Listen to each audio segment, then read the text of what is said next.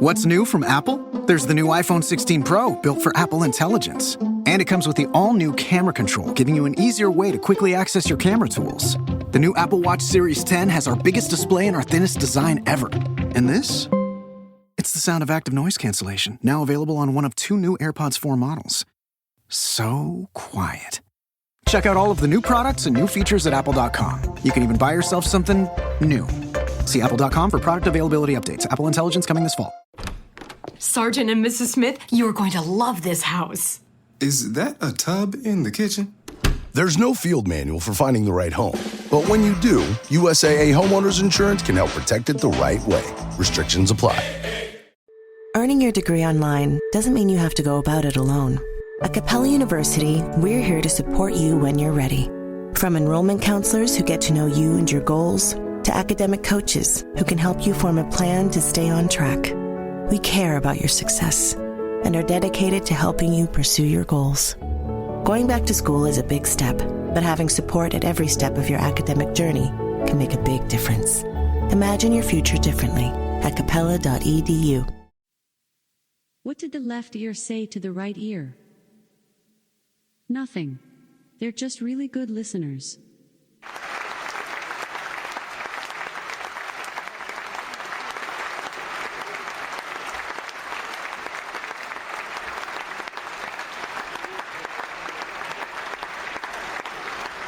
A guy named Herb once gave me some sage cooking advice, and I've been stewing on it ever since.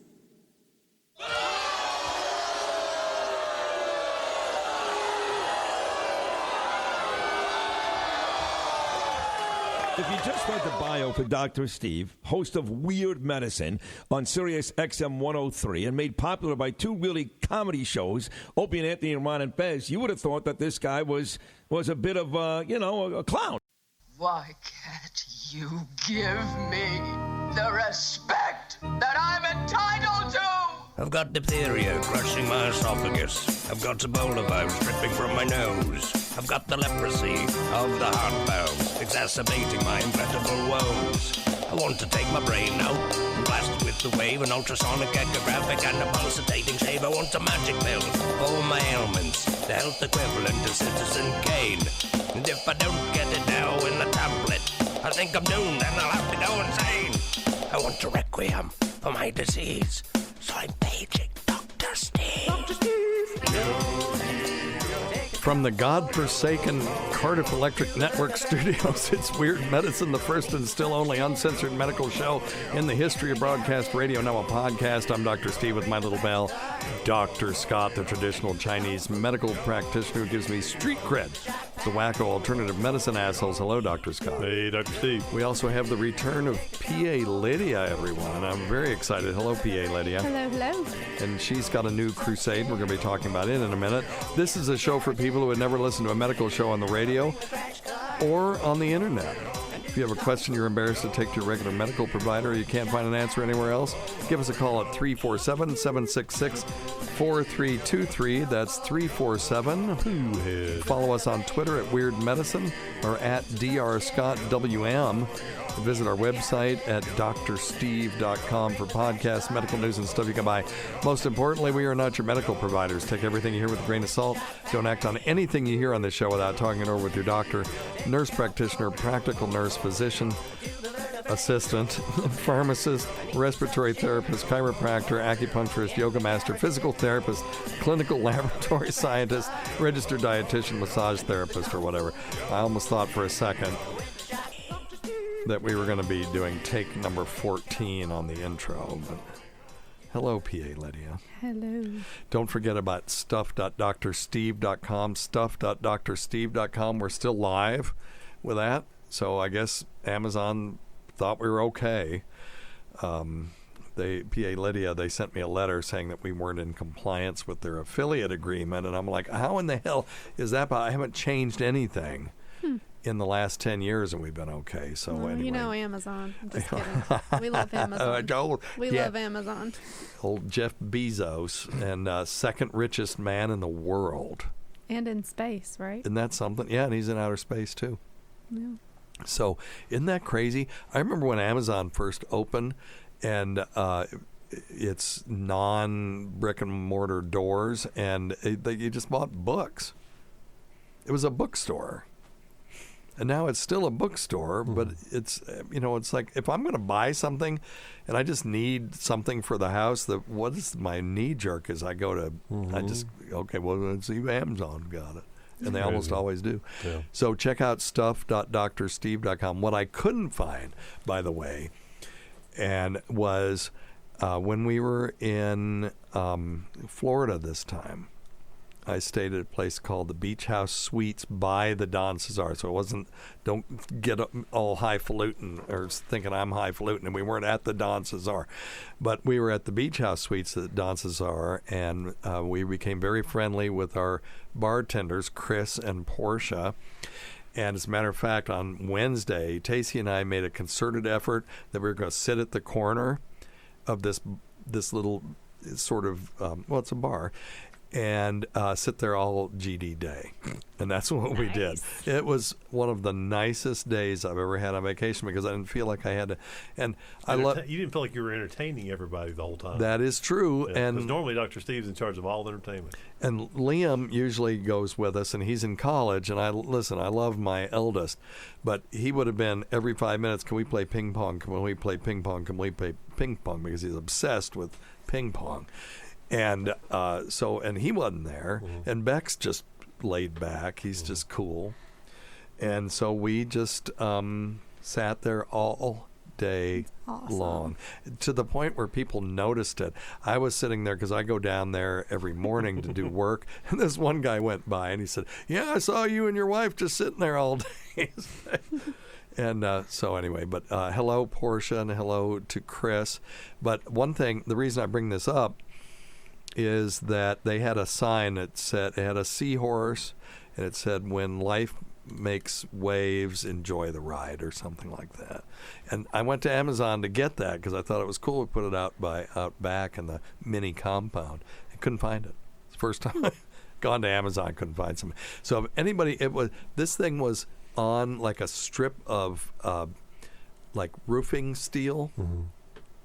Corrugated steel. I can have a guy make it for you. Well, he's got a special printer. Oh, really? Yeah, really, seriously, yeah. Okay. I would love to make it out of metal or copper. Yeah. But anyway, if anybody knows where to find one, I couldn't find one anywhere. It's going to be expensive. Hey, and can I say a real quick word too? Yeah. This Saturday morning on CBS Morning News, a friend of mine that I play with every year when I go to Nashville, Brownwind Keith Hines, she plays with Molly Tuttle. They're going to be on the CBS Saturday morning. Playing. This coming Saturday? Yes. You'll post this podcast. What's the date? It'll be the 6, 7, 8, 9, 4, 9. 4, 9? Yeah, I think so. Is that right? This Saturday, I think so. Okay. Yeah, all right. Yeah, we're recording this on the 6th, right? So if you guys love some good music, and Dr. Steve. What's her name? Brownwind, Keith Hines, yeah. And she's the one that plays fiddle, that recording we did. So were her parents hippies, or is she really from the UK somewhere? She's really a hippie, yeah. She's a hell of a fiddle player. She's the one who played fiddle on it. You know when I made the bluegrass? Everybody I've met that's named Brownwind has been, Well, yeah. Either their parents were hippies or they were a hippie, and they just took on that name. She's for sure hippie. Okay, that's cool. I'm not saying that's bad. No, but she's got to be a hippie. Looks like it anyway. Yeah. Good. Talks okay, like but she's a friend of yours? Yeah, she's the one who played the fiddle on it. When I did that bluegrass version of Weird Medicine, she's the one that played the fiddle and sang a little bit. Yeah, she's fabulous. That's her. Where are those recordings? Did we ever play them on the show? They're on your Apple. No, we haven't played them on the show yet. They're on your downstairs computer. Okay. We just need to mix them together.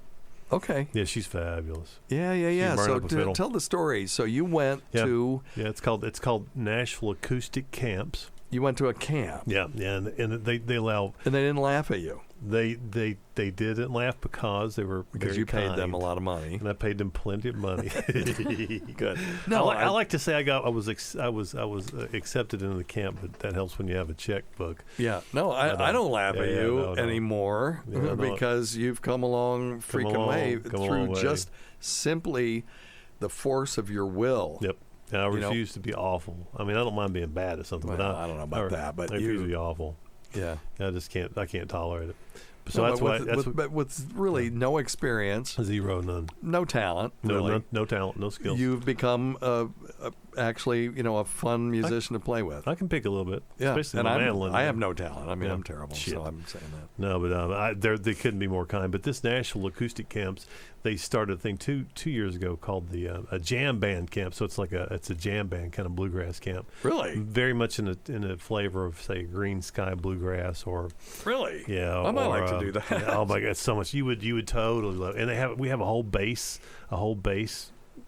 section of learning how to play bass. And it's really pretty cool. Yeah, but Brownwood's one of the instructors. They allow 15 novices, amateurs like myself. Yeah. And they put us in 3 groups of 5. One fiddle player, 1 mandolin player, 1 guitar player, 1. Yeah. If we got a dobro or bass or whatever. Yeah. And then we have at least 1 or 2 professional like Braun. That's pretty awesome. You gonna do this again? Oh fuck yeah, man. Well, I'm going. Let me go with you. Oh, you would love it, dude. You would totally, and they would love you too. Do you take your girlfriment with you? Please say no. I no. mean, not that I don't love her, but I'm saying this could be a thing that you and I do. I don't know. It's because it's I'll go over in the morning. We start playing in the morning. We play all day, and then we play at night. Oh yeah, our you would love it. Significant others would hate. They would hate it. But Saturday night we play. We have like a dead hour or 2 or 3, depending on how long. Really? It goes. And play Grateful Dead. We all just play Grateful Dead I'm songs. in. Yeah. All right. I wanted to make fun of you. I can't do it. No, it's okay. I deserve it. No, you don't. No, not for real. I mean, people who go. You know what? It's not. Nobody can listen to it anymore. But Semi-Sweet Melissa was the first time Scott ever sang anything. And it's the most god-awful thing horrible. you've ever heard. You make her vomit. That would make her vomit. And one time I tried to play it in here, and Scott, that's the only time he got mad. Were you mad? No, I wasn't mad. I was just like... He was just embarrassed, and he got up and left. And I'm like, okay, I won't play it. But you're good enough now that I think we should play the new version that you and I recorded, and then let people hear the original version. Yeah. Because G-Back's playing was outstanding. Yeah, no. And just because I think you're at that point now where you're good enough that it wouldn't upset you because people would see how far you've come. Yeah, and now they can laugh and see. Yeah, well, they could laugh with you rather than laughing at you. Maybe, yeah, we'll get that. We'll break up that new recording and go from there. But yeah, because I'm very proud of you actually. Yeah, no, I appreciate it. Yeah, and you can tell from that first day, I'm telling you, it was awful. Oh, when you were there? Oh my God, it's awful. But now, like I said, but by the end of it, you got them. Okay, so the reason you brought this up is, well, first off, your friend is playing. Yeah, Saturday morning. Yep. Saturday morning. Molly Tuttle. Yep. On CBS Saturday morning. It's Saturday morning, not Sunday morning. No, it's Saturday morning. She didn't quite make it to the big show. That was a good show. No, the Saturday morning. Yeah, the Saturday morning is at the end of Saturday morning shows. They always have a chef. That they do a really cool kind of chef thing, and then they always finish it with a band. You're playing. She's gonna be on there. Yeah, cool. Yeah. That's cool. I'll watch play that. 3 songs. Oh, I'll set my DVR and I'll watch it a year from now. But And Molly Tuttle's the best flat picking guitarist you'll ever see. And that's a woman. See, when I think Molly can burn it up. Okay. Oh my gosh, unbelievable.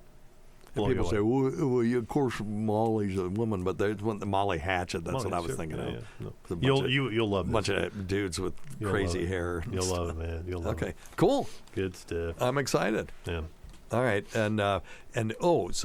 but the reason I brought it around to you playing was because you had them record something for this show, and we never played it. So what was it they were doing? So right before we had them do a bluegrass version of our theme song? Right before I went, Lydia, Dr. Steve just out of the blue says, we need to do a different version of the theme song. I was like, that's kind of interesting because I like to write those little, sometimes I like to write the little things we do. And I thought, geez, I'm going to be with world-class musicians. He got world-class, I mean, for real. For real class, yeah.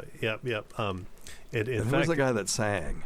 Well, so we got to play this next week. We cannot talk about this like this and not play it next week. Yeah, and I actually heard Greg.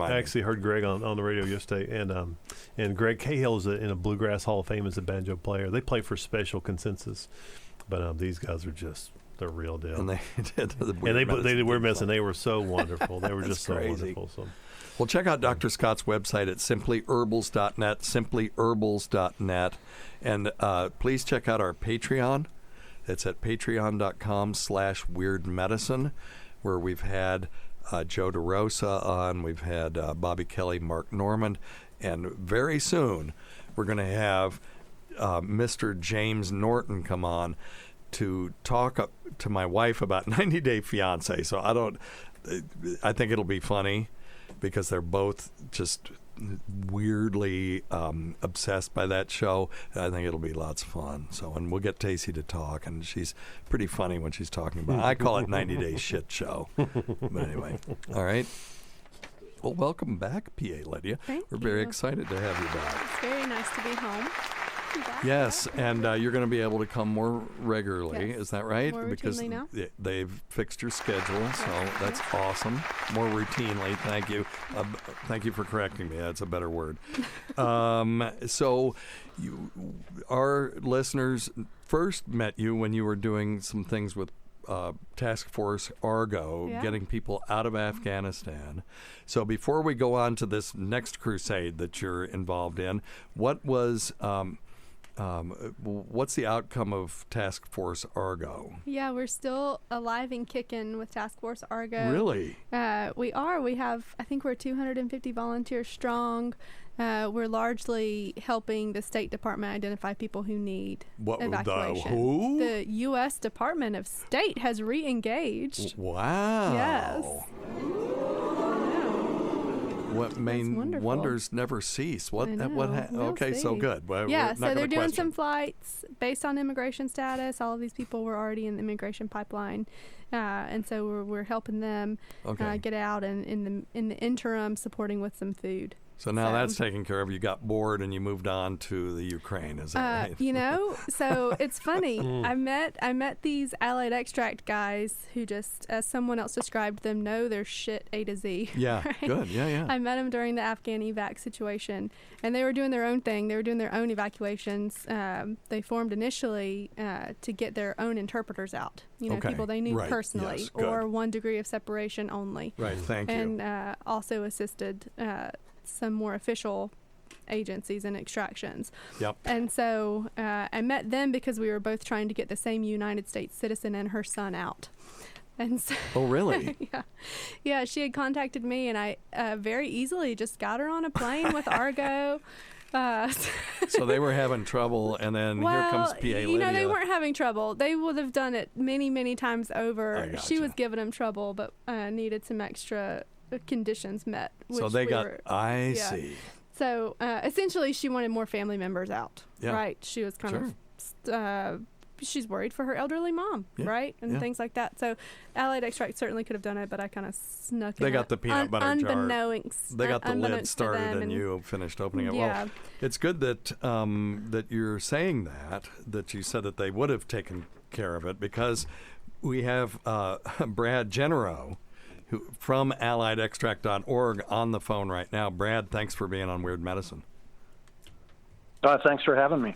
So, this is awesome. So tell us, we're goofing around. Obviously, you guys are doing amazing work, and you were doing amazing work in Afghanistan and now in the Ukraine. So tell us a little bit about why NGOs have to be there and what you guys are doing. And I'll just ask all my questions up front, obviously, and we'll get to how people can help you. But give us the scoop. What's going on the ground there?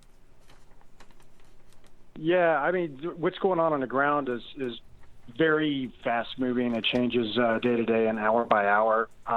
So there are a lot of NGOs, but not a lot of them actually have access into the Ukraine. It's better now, but initially it was incredibly difficult and dangerous. So what we do, we're pretty nimble, we're very small, and we're very well networked. So what Allied Extract has been able to do is kind of energize a network that we had in the surrounding countries and in Ukraine, and we were able to acquire all kinds of different stuff, whether it was food or medical supplies, and get it to one of our people on the border, who then was able to transfer it all the way into some of the hardest hit places in the Ukraine. Yeah, it says here in Ukraine we send convoys into besieged cities, And I'm looking. Oh, my good Lord! So, where do you get all these supplies from? Obviously, they're not coming from the United States. You must be getting them from other places in Europe. But how do these things get to the border, and then how do you get them across the border to people who need them? Yeah, I'll give you the details that I can on that. Yes, understood. So, yeah, we basically what we do is we raise money. The money is transferred to contacts that we have both in Romania and in Poland.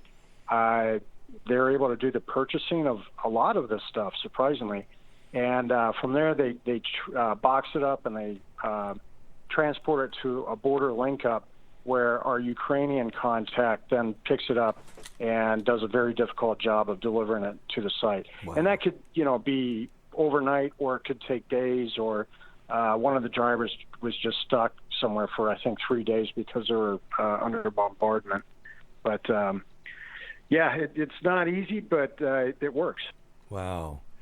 So are you all using internet in the Ukraine, and how much did Elon Musk help in that regard? Because I thought that was a cool story. Yeah, it's very cool, but they can't triangulate the positions that. So our contacts in the Ukraine, they leave their cell phone and devices off until they're in a secured area near the border. Yeah. Good Lord. Okay, this is amazing. PA Lydia has brought us another amazing project. How can people help? I mean, everybody wants to help. They don't know what to do, and they don't know whom to send money. The best way to help is, first of all, like I said, we're small. We need funds basically to make this happen. We don't have any paid positions, so everything that's generated goes directly towards supporting these people in the Ukraine. And we focus on humanitarian aid. There's enough big countries that are shipping all kinds of weapons and things like that. We don't need to be involved in that side. So our focus is on helping the people that are victimized by this horrible thing. Sure. Well, I would think that if you were dealing in arms and things like that, that would make you a target. Are you a target giving humanitarian aid in this country? Can I ask you I that think question? anybody's a target. If as the Russians are withdrawing, the atrocities that are being uncovered are pretty bad. So I think anybody is fair game and a target if you get into one of these kinetic zones. So food, medical supplies as well, and what's going on the ground with trying to deliver medical care to people? You got pregnant women, you got kids with ear infections. I mean, how is that happening? Yeah, so I mean, just because war happens doesn't mean the other medical conditions stop. Right. One of our first shipments actually included some medications and some equipment for mothers, expectant mothers. So I was a little surprised when I first saw that on the list, but that's legit. Sure. So yeah, we basically get a wish list from our contacts in the Ukraine. And we do what we can to fill that order, and we get it to the border, and we try to get it done as quickly as possible. It can still take a week or 2 weeks to get a shippable package ready. Okay. But I think it's awesome that you're kind of taking orders, because I've been involved in some of these disaster relief before. Mostly, people are going to laugh at me through ham radio and stuff like that, but what we would find is we would get tons and tons of water. It's like we don't need water anymore. We've got more water than we need. So I like this sort of just-in-time sort of thing where they can tell you what they need and you guys try to get it to them. This whole system of disaster relief has improved by quantum leaps since I first got involved with this kind of stuff back in the 70s. It's amazing. That's not really a question. Yeah, we're pretty fortunate. We've got a pretty talented group of people involved with phthalate extract, and these guys are experienced. It's quite an honor to be rubbing elbows with these guys. Yeah. So So Allied Extract. We try to do things a little bit differently. Allied, that's awesome, man. And we're I'm so excited. I'm running out of things to say. I'm just kind of blown away, to be honest with you. Let me give out your websites, alliedextract.org. And I'm just going to make this commitment right now that Weird Medicine's going to donate $1,000 as soon as we get off the phone, just to maybe we can get some of our listeners to do a little bit of this as well. That will sponsor an entire convoy. And what's also really cool, is fantastic. What's also really cool about Allied Extract is that you can trace your dollar, like you can trace your donation. What? Like we get pictures on the ground of people as they receive our shipments. Wow. Right. And so maybe we could put like Weird Medicine on one of the boxes. No, right? Please don't do that. Should we not? Because we can. Really? Right? Yeah. Get out of Brad, here. don't you think that's something we could probably do? No, We have absolutely. Yeah, we can do it, and that'll be a great post. We're not for you. doing this to market our I know, radio but show. it stimulates people to donate, and it's nice to see where your dollars go, right? Okay. Because if you donate to a larger organization, especially one with that has more overhead than us, right? Maybe somebody's getting a salary, something like that. You don't always see where your donation goes. We won't name any of them, but it might rhyme with, I don't know, Schmid, Boss. Schmoss, or something like that. Yeah. Yeah. I'm with you. And I like also a worthy organization. I'm just being silly. Yeah, but. and this was a little bit random for me because I was helping a little bit with evacuating some people through in-laws from Ukraine and other people who needed to get out of Ukraine, right? And so I got a call from these guys saying, hey, can you be on our board, our secretary? I'm like, okay, what's the commitment here? Well, maybe an hour a month. I'm like, okay. Oh, sure. Yeah, right. Okay. It's not happening. However, I'm super proud to be a part of them. Super diverse things we can do. You could even sponsor like a restaurant that's feeding the civilians for a day. Really? Okay, so $700 a day. This one restaurant's cranking out 1,000 meals, feeding the soldiers and civilians there. So we have a lot of different projects that you could get involved in. There is some flexibility where your donation could go. So alliedextract.org, you can see my face. Really? Yeah, my photo's on there. I don't Brad's see it. photo is on there if you keep scrolling down on the homepage. So if we ever do a date-a-thon, you could just check me out on alliedextract.org. Okay. We don't want to talk about your dating life I'm joking. when we're talking about helping people in the Ukraine. Oh, there you are. Yeah, see?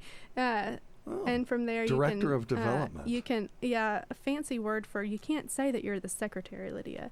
Got it. But you can shoot me an email. My email's on there if you want to collaborate on a special Look project. at Brad. So, now that is a real man right there. Yeah, with the flag behind him and that everything. is awesome. Look at that dude. 22-year U.S. Navy Seabee. Wow. Thank you for your service to your country. And now in this regard, thank you.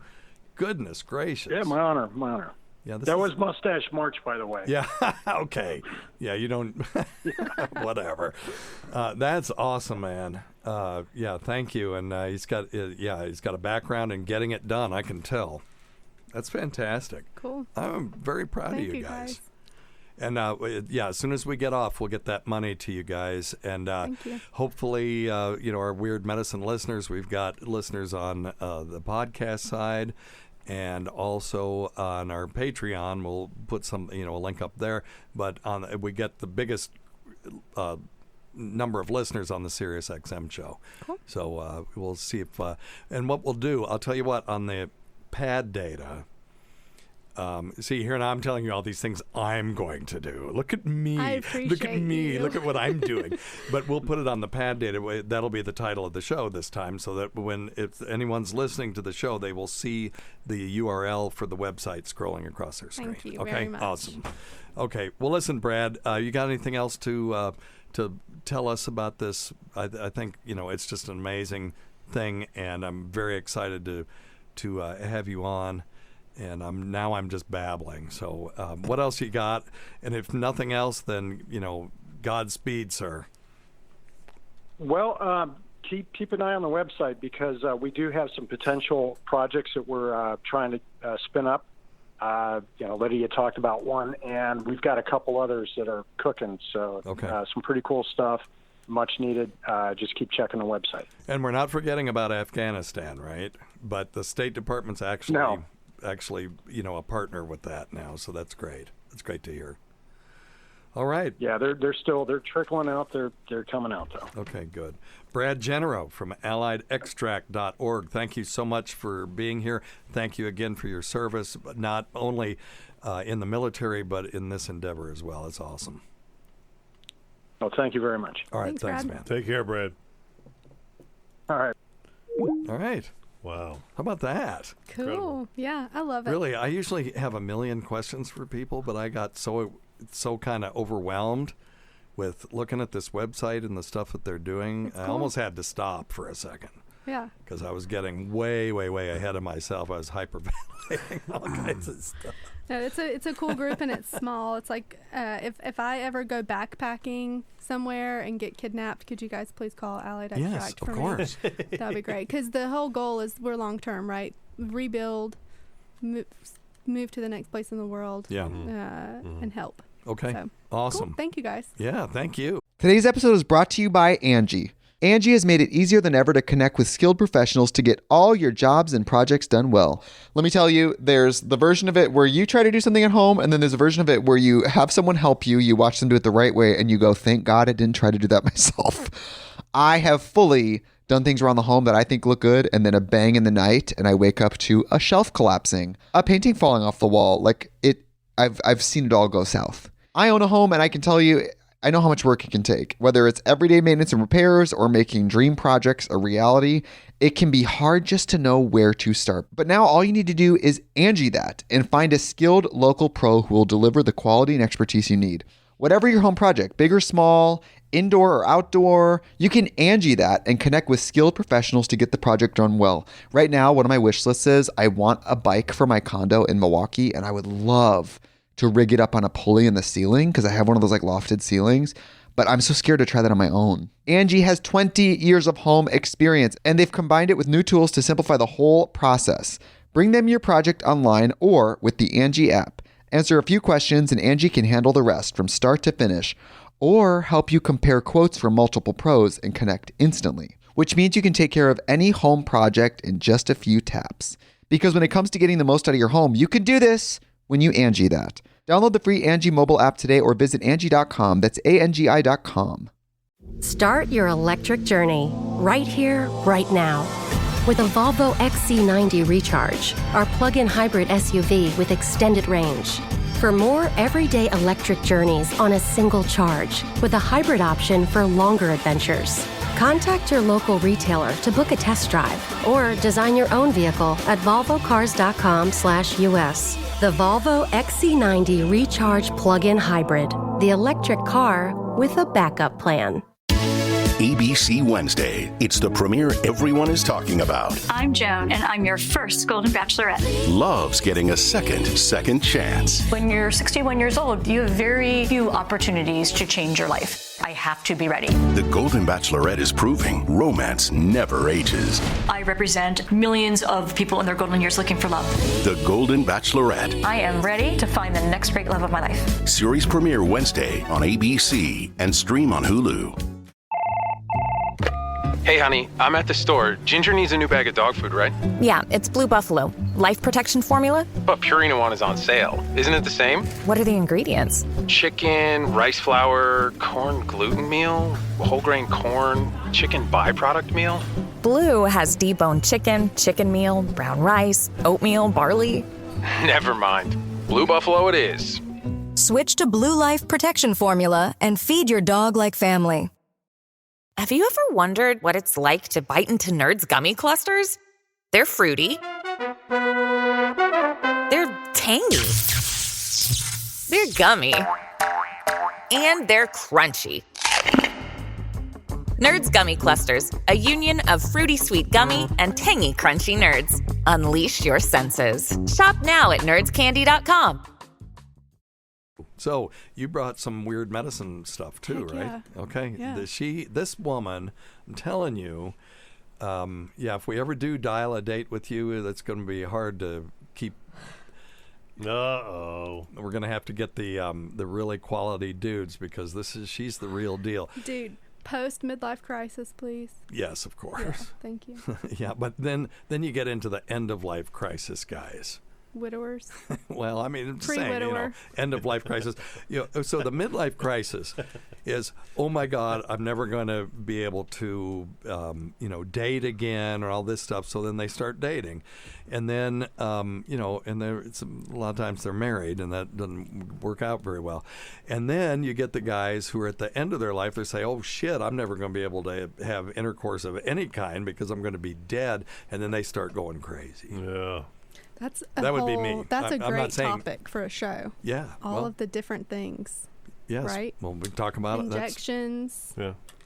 Implants. Oh yeah. Yeah. Oh yeah. It's a good Well, show. we have done. That's that's our weekly topic. We've done 17 years of shows. You have not been listening that long. I googled the Penises that don't topic work. that I wanted to discuss. Okay. In addition to the tag weird medicine, and I couldn't find it, but you did mention that you guys had discussed it before. Well, let's go. It doesn't, us repeating ourselves is not that big of a surprise to our listeners, and we usually try to do a slightly different take each time. So what do you got? Yeah, so I'm thinking for like the broad application, broad audience, and something that utterly disgusts me. Excellent. Right? And something that I decided to test myself by sitting in my basement and YouTubing videos of, just to make sure that I've gagged a little bit. And I did. So your husband is on YouTube?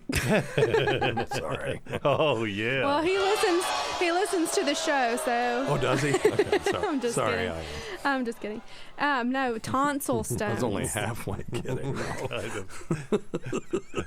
Hey, if you want to make him miserable, Hence the reason. I could give my ex-wife's phone number. Hence the reason we're going to be doing Dial-A-Date down the road. But anyway. Tonsil stones. Enough about your personal life, Lydia. Tonsil stones. Okay, tonsil stones. Disgusting. Tonsilliths. Yes. Right, lith from the Greek meaning stone. That's right. Give yourself a bill. Yeah. Yes, we used to do tonsilliths a lot in the beginning. Okay. And but it's been a long time, so let's talk about them. And you describe them, because if it makes you gag, it'll be more fun. Yes. Yeah, I've been training my gag reflex to not be on the radio, so we will try. So, yeah, our tonsils, right, are lymph tissue in our oropharynx. Yes. Part of the ring of lymph tissue at the back of our throat. And both the pharyngeal tonsils, the ones you can see when you open your mouth and look in the mirror and say, ah, and our lingual tonsils, the ones beneath our tongue, they have nice big crypts, sometimes large crypts. Right. And they collect bacteria, lymph debris, so white blood cell debris, and that can calcify into stones and contribute to halitosis or bad breath. Bad breath, yes, very good. Or a bit of pain or discomfort when swallowing. A lot of adults don't have tonsils anymore. They've just atrophied, or they had them removed. But those that do, a lot of times, these pockets or crypts, not crypts, but people think we're it's wearing red or versus blue, you can go get in trouble. I think crypts are blue. I was thinking crepes like that you would eat, like the French crepes. Oh, crepes. You got tonsillar crepes. There you go. That wouldn't be very tasty. No, they're awful. If you're in, if it's in a pinch, you might eat a tonsillar crep. What I hear. But anyway, so yes, and these pockets, you're just eating and you're just forcing food particles in there, and then the body's like, wait a minute, this is food and it's rotting, we need to do something about it. So white blood cells and fibroblasts, the cells that make fibrous stuff, will invade, and then these things get walled off. So whatever's in there is most of the time is walled off, and when you pick one out, it's like plastic until you mash it, and then it will stink to high heaven. Because of the volatile sulfur compounds found within. Give yourself a bill. Yeah, so. Smell like a swamp. Yep. Or an abscess. All those things kind of have a similar smell. That just sort of rotting protein. So in your research, did you come across anything that you could do to treat those if you have them, besides scraping them out, sticking your finger and pressing on your tonsil? You can use a tongue depressor too. Yeah, or a water pick. There you go. That's the one I'm thinking of. Do a water of. pick. Rinsing with a a nice purple mouthwash to also help you prevent cavities, Okay. right? And specifically spitting it out and not swallowing it. Yeah, don't swallow that. Yeah. No. I thought it was interesting that that's one of the only indications for tonsillectomy in the setting of halitosis. Wait, if you have tonsillits? So well, that's repeated tonsillits in an adult patient with halitosis, and that's only 3% of patients. Because that's right. Because usually bad breath is caused by, Dr. Scott, rotten gums and teeth. There you go. So periodontal disease, dental disease, dry mouth. People have dry mouth. 3% are caused by or attributable to tonsillitis. Yeah. So, yeah. Very excited about that. I thought back. You need to pause. Nope. So I thought back to this patient that I had one time who came in for a sore throat, and I thought it was quite widely applicable, especially as we're entering the season of spring, right? And allergies and perhaps a bit of lymph flare, where these things might spur for people. So someone came in and had repeated episodes of this very mild pharyngitis or throat inflammation, kind of painful swallowing. It was a younger person who still had their tonsils. They were not atrophied. And I noticed really large crypts, right? And so I decided to take a cotton-tipped swab. Oh, no. Fancy word for a Q-tip that costs probably $5? Okay, there we go. And so I just poked it. I just gently applied pressure to the tonsil. Oh, no. And they all just opened with these large, up to 1 centimeter tonsillits popping out, looking like a honeycomb. That's good eating, I'll tell you that. And they popped. They fell out on his tongue. Good stuff. He gagged. I gagged. We were all just gagging. But it was the reason for his repeated presentations of sore throat. Yeah. I was trying to find. Okay, here you go. Listen to this phone call. This is the best phone call we've ever had, and it is apropos to this. And people who listen to the show are going to know exactly what I'm going to play. Hey, Dr. Steve. My name is Dee. I'm in Nashville, Tennessee. I am calling because you said something about a worse medical smell. I was sitting in with the dentist one day. A man came in. His jaw was swollen. The doctor had a round probe, was moving his jaw out of the way. The probe brushed up against whatever the lesion was inside of his mouth, and some shit came out of it that looked like green peas, like pea soup. And the smell was so nauseatingly bad that I quit school, and I am a realtor now. I'm not doing anything in the medical profession because that smell was just like, That's my favorite because it's one thing that she described the color and the consistency of the stuff and how bad it smelled, but it was so bad that she changed careers to a completely non-medical career, and she's selling real estate. Oh, man. Now, Dee's been here in this studio. We had a contest about the best phone call. We had a bunch of good ones. And when she won, we just sort of made contact with her. And so she is one of my, going to be one of our guides when we go in May to Nashville and take us around to the hot chicken places and stuff like that. Yeah, so jealous. She knows the good places to go. Anyway, Dee from I just watched a she's video one of my on favorite somebody people. making hot chicken, Nashville hot chicken. It looked so good. And it probably was somebody not from Nashville, I'm guessing. Because I saw Sam, the cooking guy, making Nashville. It's like, Sam, you don't have any credibility on this. This guy, I don't know where he was from. He lived in a shack, like a really no. tiny place. Okay. He swirled some water in a dirty dish and then made it in that. But boy, it looked good. Yeah. I would definitely go on a hot chicken tour. Yeah. I'm very excited about that. And that is in May for the Who Are These Podcasts live event in Nashville. It's May 14th. It's in the afternoon, and then there will be a comedy show that evening. And if you're interested if you come to that and you come say hello to me, I'll buy you a beer as long as you're allowed to drink. And it's at WATPlive.com. Go check that out and come hang out with us. Very cool. I'm trying to get Dr. Scott to go with. The other person that does the Myrtle Manus voice is going. I'm in. I love Nashville. Yeah. He'll be there. I love and we'll Nashville. be talking like this all the time. And oh, God. Yes. So that part won't be fun, but everything else will be fun. Yes. So cool. anyway, that'll be fun. Music City, baby. So, yeah, tonsillits. I do have a Oh, quick well, I question. was just going to throw the other thing. Did you look up the other thing I told you to look up? I Google imaged it, and I knew what you were saying. I actually had a student with me. And I Okay. said, what do you think this means? Yeah, so she said, tonsillits make me gag. And I said, well, Google tonsillar myiasis.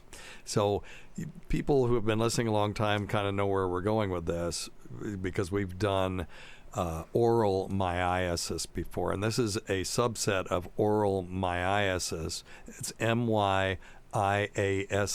If anybody, I'm just telling everybody, don't Google image this. I'm warning you. Don't Google image it. Do it. But it's myiasis. But don't Google image it. Anyway, so you did, and what happened? We had a nice discussion, and she left shortly thereafter. It was her last day. Did you gag? I did. Whew, there's Yeah. a good one there. Yep. Missing a mandible. So oral or tonsillar myiasis is when you have usually dead tissue in the mouth, and you sleep outside with your mouth open, and flies fly into your mouth, lay eggs, and then you still don't do anything about it, and then the eggs hatch, and then you get maggots cleaning the tissue up for you.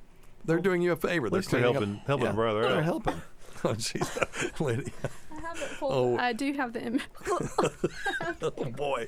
Yay. Yeah, we got a did it. gagger We did. back. I've got the Google images pulled. We haven't had a gagger in here since GVAC passed away, and so now GVAC took his very excited.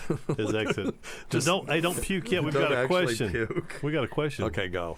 Yeah, from the we have two from the chat room, but I now understand though. We're putting a monitor up there, so that I can cast images over there, so we can all see what we're looking at. If Lydia's stomach is this sensitive, Lord, poor thing. We will have lots of fun. Poor thing. All right, movie Messiah. How do you check to see if you have these stones? Oh, that's a good one. You want to take it? Yeah, Lydia can take it. Yeah. You could. Are you? peer. Can you talk? If she can. I can. Okay. I closed it. I closed it. I can fix it, by the way. I'm used to trying to save face, especially in front of patients when I'm gagging. Masks are nice, though. Masks really help hide. Unless things. you're puking and it's shooting out from all four corners of the mask. Yes. Like a Hasn't projectile happened yet. vomit. I have to thanks God tell for you nurses. my sure. my furuncle story then. Ooh. But go ahead. So anyway. Okay. So, one thing you could do is get a light, right? Get a light, your cell phone flashlight, and stand in front of a mirror, take a peek into the back of your throat. It's hard to get it lined up just right, but you can do it if you try. Yeah. And just see if you see big crypts or white spots on your tonsil, as long as you're not having extreme pain or fever, right? Inability to swallow or swelling of your soft palate, where it looks like your mouth looks asymmetrical. Don't go poking that. If you're not in dire straits, you could always stick a cotton-tipped swab, like a Q-tip, or your finger back there. Apply But if some you have very them, gentle pressure. Your primary pop care out. provider could look at there and say, yes, you have tonsillar crypts. And one thing I was going to tell you about is people think a water pick, this big giant thing with a tank, and it is a pain in the ass. Everybody buys a water pick and then everybody throws it away. They have new ones now that are you fill up a reservoir, and they're wireless, and then you just hold it and you put your mouth over the sink, and then you do the water pick, and it doesn't last very long. It doesn't hold as much water, but it is the greatest thing in the world. I brush my teeth. I've got these stupid Invisaligns, right? And they put these anchors on there, and the anchors, I guess, are catching more food particles. I don't know what's going on, but I'll brush my teeth for 3 minutes, and then I use the water flosser, and it's tons of stuff still comes out. It's amazing. I've never seen one of those. So yeah, it's handheld, and it holds a small amount of water, but it lasts about a minute, and that's usually enough to floss your teeth. That's cool. So and you could use one of those for this. Yep, absolutely. But I would now. Lydia brought up something that's really important. If one side or both, but if one side is huge, it's pushing across the midline, you don't want to go in there and poke around. Why? Do you know what that's called? Well, you could get a paratonsillar abscess or have a paratonsillar there abscess. You go. Give yourself a bill. Because green shit's going to go everywhere. It's worse than that. Get in your bloodstream. Yeah. And go to your brain. A tonsillar abscess that's a surgical emergency. Mm-hmm. And the other thing is that you don't know that that's really a tonsillar abscess if you're not a medical professional, because I've heard of this happening. Someone thought that they had a tonsillar abscess, and this was done in a physician's office that was not an ear, nose, and throat doctor that shouldn't have been messing with it, but the patient came in and they had a tonsil that was crossing the midline, and they went to poke around in it. They weren't trying to do an incision and drainage. Right. They were just poking around, and it wasn't a tonsillar abscess.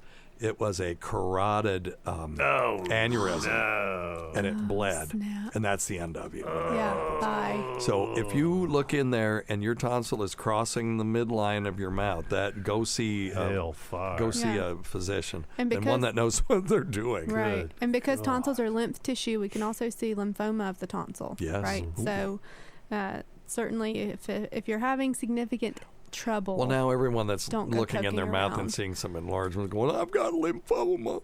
Well, we will drive up a lot of doctor visits. There you go.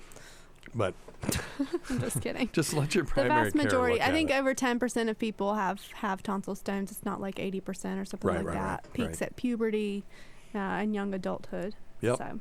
And they're nasty. I got a real quick question from Bob, if you want one. Yep, of course. From Bob, here we go, Bob. My PCP took leave from her clinic with no indication of if or when she would be back. I found her on Facebook. Is it unprofessional to message her there and find out what's going on? Okay, so it's unprofessional for your primary care provider to message you. It's not necessarily it's not unprofessional for you because you don't have a professional relationship with them. You have a provider-client relationship with them. If someone messaged me on Facebook, I can't really message them back, but I could refer that to my office and have them call. Right. So, if as a patient, found me on there. What do you think? You were nodding your head pretty vigorously. It's a difficult situation, at least in my profession, right? With oncology, right. You become a bit of a but friend. But if you've abandoned your patients, I'm Just not ridiculous. saying this person did. It's ridiculous. I think I probably wouldn't bother reaching out to them, honestly. Yeah. Like, maybe their spouse died. That happens sometimes. Or they're just, they've abandoned their patients. And I can't imagine doing it ever. Yeah. Right? Through the hardest time in my life thus far, I haven't missed a day of work. Right. So, but if you were going to, you would arrange for follow-up. So absolutely. This is what I'm wondering. They wouldn't be in your position, Bob. If this person is gone, they're almost all the time they're going to have made arrangements for somebody to take their patients. So you can call the number, and I'll tell you what, email me and let me know something about it, and I'll see if I can find out who's covering for that person. Good. Sometimes a physician can make inroads in a situation like that. I mean, I can call the emergency room, say, who's covering for Dr. So-and-so? Yeah. And I would do that and then let you know who that is and give you their number. But it's not unprofessional in the sense that, so let's say your doctor thought you were hot, Bob. It would be very unprofessional for them to reach out to you through Facebook, okay? And Ethics say, committee. That's right. I think you're hot, and all that stuff. But going the other direction, it's not unprofessional. It's a little weird, but we live in a weird world. It's 2022, but I don't know that they would respond to you. Maybe they would, maybe they wouldn't. But like Lydia said, we don't know what their situation is. It could be a tragedy, and you're like, well, can I have my, beta blocker, whatever. But you need your maintenance meds, so we got to find you a primary care provider somehow. And but that's usually the protocol is to just call the office. And I'm guessing Bob's not stupid, so he already tried that and didn't get a good answer. But that would be normally you can call up and say who's covering for Dr. So-and-so now that they're gone.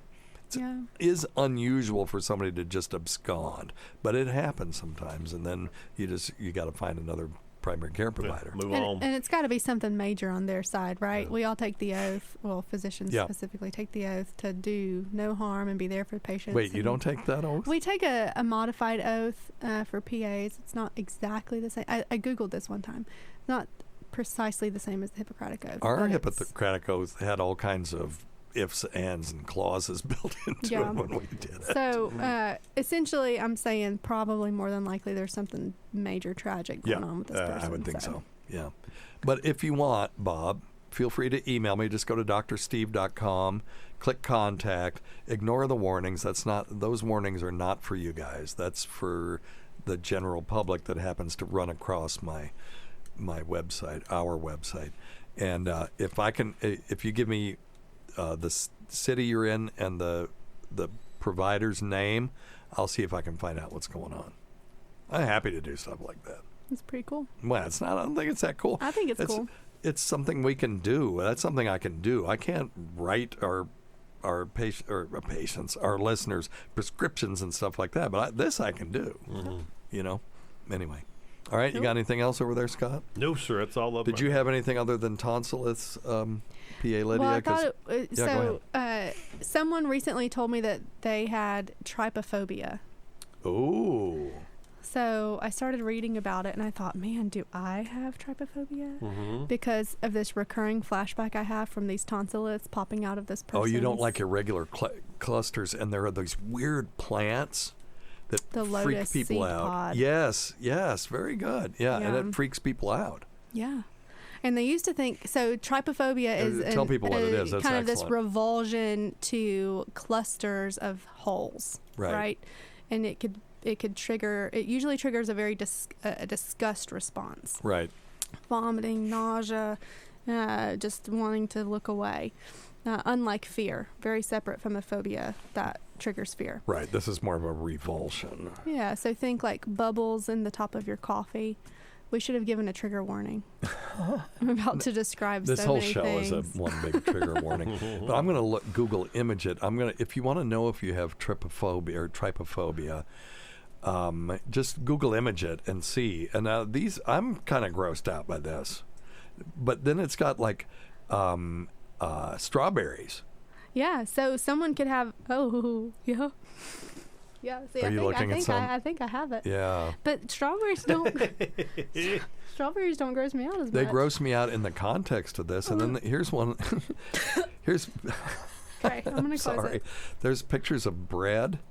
Yeah, the bubbles are the cracked bubbles in bread or popped bubbles in bread. But then there's people. They've got these pictures of people with these things that are not physiologic. They're just photoshopped. They're photoshopped. Yeah. But that's pretty creepy. I thought it was a good link between your what was it, myiasis or tonsillar myiasis, because the fly eye. They used to think that trypophobia was related to being afraid of venomous things or things that would harm you, right? Like patterns on snakes, spider eyes are in a cluster. Well, have you ever heard of botfly? Botfly makes a similar appearance. Let's tell people what we're talking about, though, when the botflies. Could you do that for me? Okay, I'll do that. This is where, in certain countries where these botflies are, if you don't wash your clothes properly and put them on, they can have botfly eggs or larvae in them, and they can burrow under the skin, and you get what looks like an abscess, but there's actually there's a living maggot, botfly maggot. They call them botfly larvae, but they're giant maggots that live under your skin. And I wonder if things like that, because itching, formication is thought to be a response to our ancestors who had to deal with fleas and lice and other parasites on under their fur, and there wasn't anything they could do about it. So they would pick it off each other and stuff like that. And you get that itchy feeling, and so that may be where some of these itching disorders come from. Go ahead. Yeah, super. No, well, you're just like, we're just really vibing today, right? Because they used to think that this trypophobia was a natural instinct to avoid danger. Yeah. Right, so like the spider eyes and venomous creatures that have all of these recurring patterns like a king cobra snake. And so this guy did back in 2017, this guy did a study where he took 300 people from trypophobia support groups and 300... Wait, there's support groups for people who don't like looking at strawberries? There are. I'm sorry. This is a real disorder.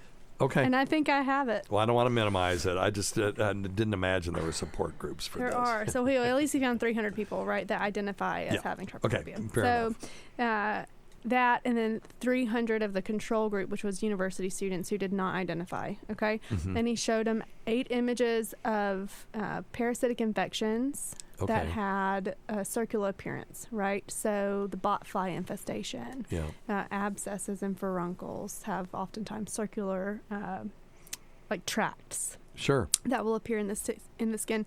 And then 8 pictures of things like strawberries or holes drilled in bricks, things like that. Mm-hmm. So the people with trypophobia had the same reaction to both images, which was that of disgust. But the other people only were disgusted by the things they should be disgusted by. Which kind of took us away from trypophobia being this innate avoidance of fearful and venomous things, more toward an innate avoidance of parasitic infections. Bacterial infections, things like that. So the thought is that there's some link toward anxiety of being just being anxious about parasites, right, and other infections. So it was neat. And I thought this was all a great link. Yeah, honeycombs is another one. Yep. If you look at honeycombs, it bugs you? It does now. Oh. Now that I'm looking at it together with everything else. It's together with everything else. Yeah. See, the strawberry kind of creeped me out. Yeah, just because it was lumped in with these weird sort of things growing out of people's feet. There you go. Thank you for doing that into the mic so people know what's going on. No, I'm actually serious. I would be disturbed if you. Sorry, I'm gonna close my iPad. Okay. It's okay. I need to introduce you to Bobby Kelly. Bobby Kelly used to puke on demand on Opie and Anthony every time he'd come in there. And they had Pat from Moonachie. He went out to puke one time. They showed him some picture of some damn thing. And he went out, and Pat from Moonachie took a picture of his asshole, and they put on Bobby's phone. And there is, if you can YouTube this, it's called YouTube. It's on YouTube. It's called Bobby Kelly Pukes by Nelson. It's one of my favorite animations. And he comes back in, and they kept doing things to try to get him to look at the picture on his phone, and they couldn't do it. And Norton was just, he was trying everything. And finally, you knew that he did it because all of a sudden you hear like that, and then you hear, it was so great, and everybody laughing is the funniest thing. So hearing people puke, as long as it's not you, it's funny. So it's okay. My brother would always pretend to hawk a loogie, because he knew that would make me gag. I mean, my friends can just make me gag on demand. Well, we're gonna have so much fun. Yeah. Sounds great. All right. Let's see here. You want to take some phone calls? We've got a couple of minutes left. Number one thing, don't take advice from some asshole on the radio. All right. Let's see. I've got this one. Let me see. Oh, damn it. Hang it. Here we go. Sorry. Hey, Dr. Steve. Long-time listener, first-time caller. Hey, man. And hello, anybody you have in the office. Hey. Thank you, sir. How long does someone have to abuse cocaine before it's a medical problem? Wow, that's a great question. So we are medical professionals, so we can't condone the abuse of any street drug, right? But speaking from a psychological and sort of a addictionology standpoint, it varies. It's just like alcohol, right? Some people can drink their whole life and not have a problem, and then we have some people who are 40 years old that die of cirrhosis because of their drinking. So you first have to define problem, and that's the harder part. If it's interfering with your work, if it's interfering with your life, if you're craving it, if you're lying, cheating, and stealing, that's a problem. How long does that take? I don't know. You want to take that risk? That's the thing. So you don't know how addicted you're going to be. Other medical problems, right? Yeah, and that's the other thing. There's the gingival retraction. Yes. Right. Speak English for our listeners. So cocaine is interesting, right? So we used to use cocaine for hemostasis. Very interesting. Not that I have personal knowledge, but we used to use it for hemostasis, right? Because it shrinks blood vessels or contracts blood vessels. So hemostasis meaning to stop bleeding. Yeah, which perhaps Ukraine could use. I'm just kidding. I don't know. Ukraine and cocaine. All right. I'm just kidding. Just delete. That's your first boo. So to start, I think they used to use cocaine in nosebleed control. Yeah, and we used it in ear, nose, and throat lab when I was in medical school to dilate the tissues, so we could look in each other's nose with a flexible fiber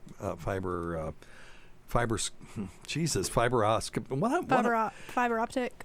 Thank you. Or something. You're gonna boo me. You're gonna boo me again. I'm gonna boo you. No. I'm gonna boo myself. Yeah, flexible fiber optic scope, and there are real medical uses for cocaine. Yeah, but in the period, and I don't know how many uses it requires, but eventually you could, if you're rubbing it on your gums. I don't know how you use your cocaine routinely, but it could cause gingival retraction, which would lead to shrinkage of the gums, dental loss. Right, you got a dentist in there and you're just screaming, it's the shrinkage.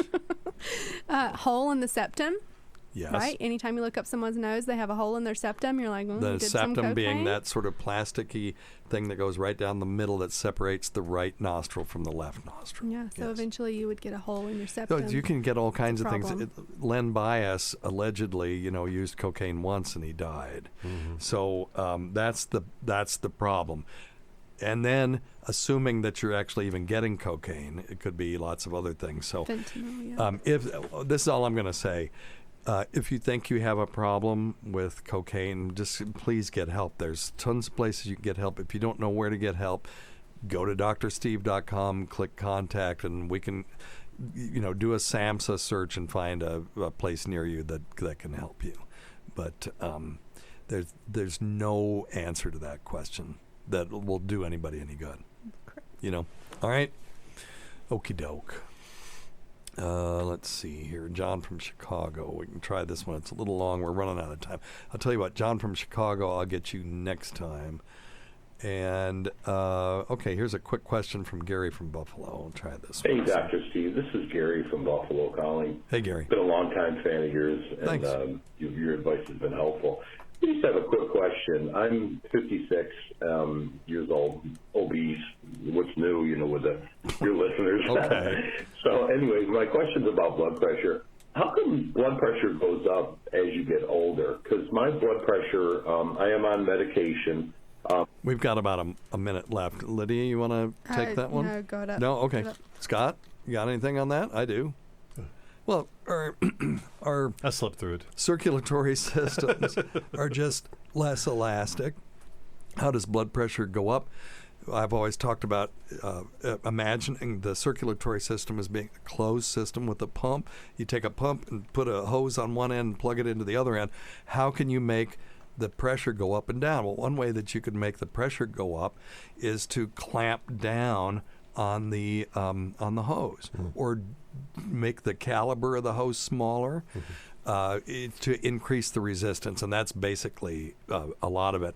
The other thing is that the kidneys become less adept at moving your blood pressure up and down and keeping it in a normal place. Either they don't sense the blood pressure as well as they did, so they allow higher blood pressure to become to the forefront, or they are not secreting hormones properly to keep your blood vessels open, and so now they start to clamp down and increase the resistance. Anyway, that's kind of just a Reader's Digest version of it. We could go into more depth.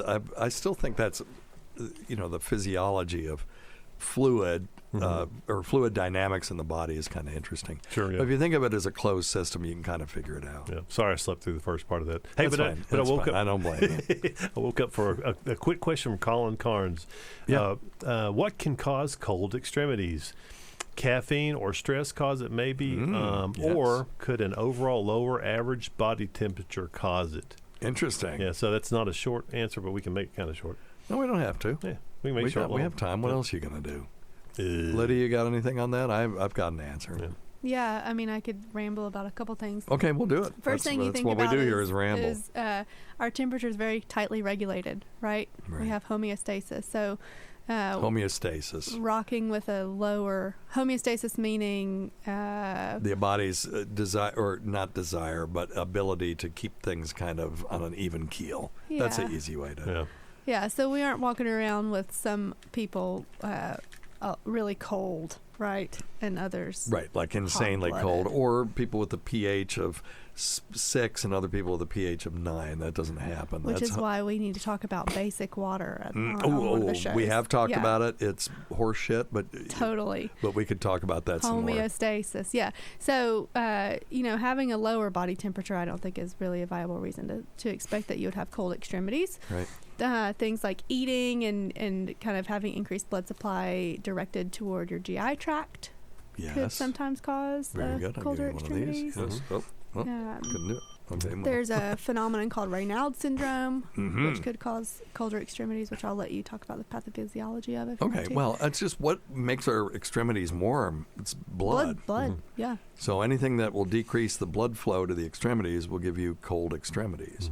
Some people, I tend to have colder extremities, particularly when I'm very active in the hospital. And if I shake somebody's hand, which we're not doing as much as we used to, when I did a lot, I got this, from people saying, "Oh, your hands are cold," and I go, "Well, cold hands, warm heart, big feet." But you know what they say. But yeah. So, but a lot of that is when I'm walking. There's really no reason for me to have cold extremities because you'd think I'd be pumping blood around to my extremities pretty efficiently, but apparently I don't, because the more active I am, the colder my extremities are. But people, yes, caffeine is a vasoconstrictor, so that's one. Nicotine is another one. Things that open up the blood supply are things that increase nitric oxide. And so that would be things like Viagra and Cialis, but also the amino acid arginine can do that, can increase blood flow to the extremity supposedly. And then there are other medications that can do it, blood pressure medications and stuff. If you're on a blood pressure medication, if you were on a medication that to increase your blood pressure, that could also cause constriction of the extremities, because that's really how they work. Adrenaline, right? Yeah, adrenaline. Oh, that's why. That's why when I'm running around the hospital that because I started with that, and it's like, I've got a good example, but then it doesn't make any sense. But yeah, so when I'm in the hospital and I'm working, my stress level is out the roof, and stress is cortisol, but also adrenaline. And when you have adrenaline, it's a vasoconstrictor, drives up your blood pressure and decreases blood flow to the extremities. But Lydia, I think, had the most subtle answer, which is if you eat, you're going to preferentially send blood to the GI tract. And that will draw blood away from the other parts of the body. Never the brain, though. The brain always gets all the blood it needs, plus and the coronary arteries. So those are the two big ones. But anyway, yeah, very good. Excellent. Well, and if his temperature's low all the time, thyroid possibly. I mean, if he's got some temperature issues, possibly. Give yourself a bill. Yeah, I'll give Dr. Scott one of those. The thyroid, the thermostat. He made a little bit of a reference. Thermostat. If he had hypothyroidism, you could have generally low, and you would have cold intolerance, and you would have a slightly lower core body temperature. So you want to check your core body temperature. Easiest way to do that, rectal. Thank you. Ooh. Rectal. Yes. Oh, God. Potty mouth Lydia's back. She said we better stop the show. Rectum nearly killed him. That's what we say in the holler, don't you? Down there in the holler. Yep. All right. All right. Well, let's get out of here. Get out of here. Thanks. Always go to Dr. Scott. PA Lydia, another triumphant visit. We learned several things. That Lydia is an activist for people, and she's concerned about people all over the world that get stuck in places that they shouldn't get stuck in. So also we learned that she can look at pictures of bot flies and gag, and that's very entertaining. She made her job a lot easier. And also she brings really good stories. Great and stories. She is not afraid to bring us a story that will make her gag. Yep. So I just got to, No fear. We like it. Thanks, guys. Good job. Commit. So you're welcome anytime you want to come. And seriously, if you want to come every week, you keep this up. Hell, I won't. He'll replace me. No, she replaced me. I'm the boring one here. But anyway, thanks go Dr. Scott, PA Lydia. We can't forget Rob Sprance, Bob Kelly, Greg Hughes, Anthony Cumia, Jim Norton, Travis Teft, that Gould Girl, Lewis Johnson, Paul Upcharski, Chowdy 1008, Howdy Gooplunk, Eric Nagel, the Port Charlotte Whore, the Saratoga Skank, the Florida Floozy, the St. Pete Barkeep Blower. PA Lydia, you hadn't heard that one. No. She is now a listener. The St. Pete Barkeep Blower. Roland Campos, sister of Chris, Sam Roberts, she who owns pigs and snakes, while her sister has her PhD. Pat Duffy, Dennis Falcone, Matt Kleinschmidt, Dale Dudley, Holly from the Gulf, Christopher Walken's double, Steve Tucci, the great Rob Bartlett, Portia from St. Pete, Chris from St. Pete, Vic's Nether Fluids, Cardiff Electric, Casey's Wet T-Shirt, Carl's Deviated Septum, producer Chris, Jenny Jingles, The Inimitable, Vincent Paulino, everybody, Eric Zane, Bernie and Sid, Martha from Arkansas's Daughter, Ron Bennington, and of course our dear departed friends G-Back and Fez Watley, whose support of the show has never gone unappreciated, and they will always be missed. Listen to our SiriusXM show on the Faction Talk channel, SiriusXM channel 103, Saturdays at 7 p.m. Eastern, Sunday at 6 p.m. Eastern, on demand, and other times at Jim McClure's pleasure. Many thanks to our listeners whose voicemail and topic ideas make this job very easy. With these Invisaligns, it just sounds like I've been drinking too much, and I'm just sort of... it makes me sound a little bit like Rich Voss with my saliva. But anyway, go to our website at drsteve.com for schedules and podcasts, other crap. And I love Rich. Rich, I love you. I'm not saying that as a bad thing. We just sound alike. Until next time, check your stupid nuts for lumps, quit smoking and get off your asses, get some exercise.